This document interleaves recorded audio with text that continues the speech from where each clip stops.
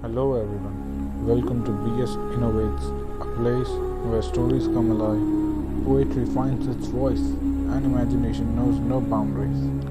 I'm Bisaj, your guide on this journey through words, worlds, and beyond. Let's explore them together, one at a time. The last lesson.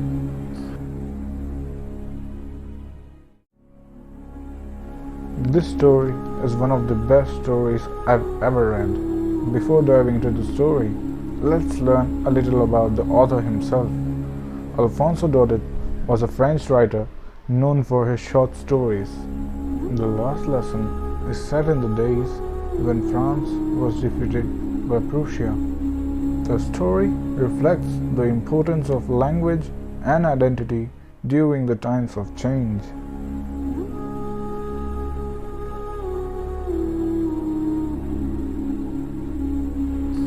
Started for school very late that morning and was in great dread of scolding, especially because M. Hamel had said that he would question us on participles and I did not know the first word about them. For a moment, I thought of running away and spending the day out of doors.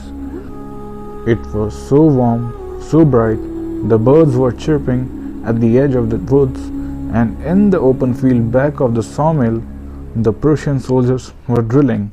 It was all much more tempting than the rule of participles, but I had the strength to resist and hurried off to school.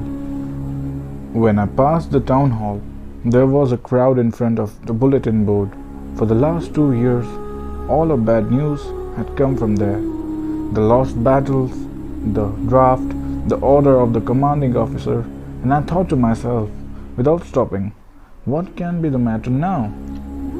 Then, as I hurried by as fast as I could go, the blacksmith watcher who was there with his apprentice reading the bulletin called after me, "Don't go so fast, bub.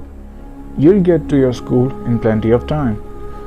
I thought he was making fun of me and reached M. Himmel's little garden all out of breath.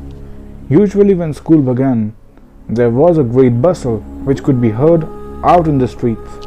The opening and closing of desks, lesson repeated in unison, very loud with our hands over our ears to understand better, and the teacher's great ruler rapping on the table. But now, it was all so still. I had counted on the commotion to get to my desk without being seen, but of course, that day everything had to be as quiet as Sunday morning. Through the window, I saw my classmates already in their places and M. Hamel walking up and down with his terrible iron ruler under his arm. I had to open the door and go in before everybody. You can imagine how I blushed and how frightened I was, but nothing happened. M. Hamel saw me and said very kindly, "Go to your place, little friends. We were beginning without you." I jumped over the bench and sat down at my desk.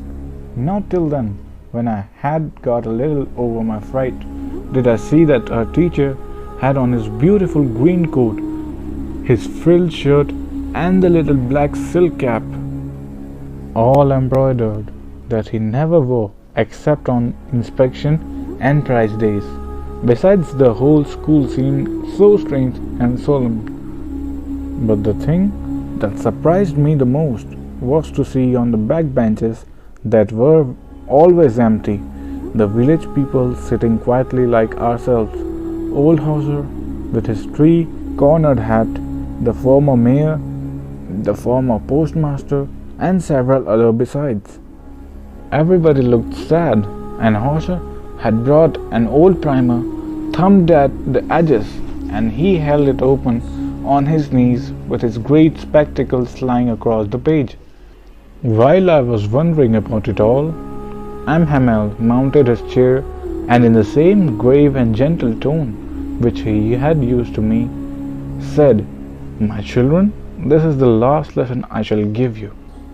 The order has come from Berlin to teach only German in the schools of Alsace and Lorraine.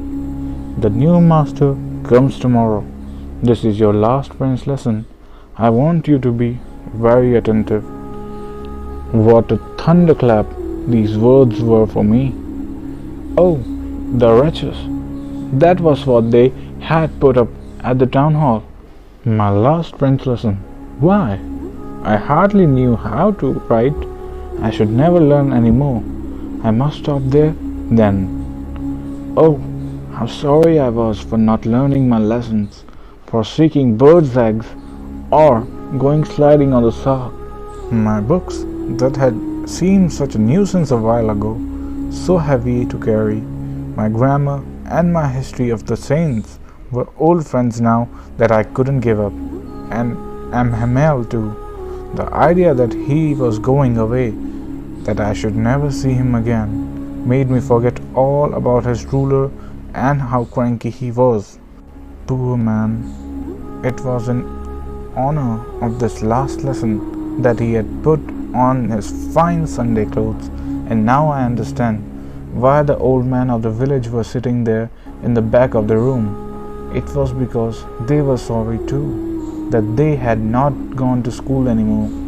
It was their way of thanking our master for his 40 years of faithful service and of showing their respect for the country that was theirs no more.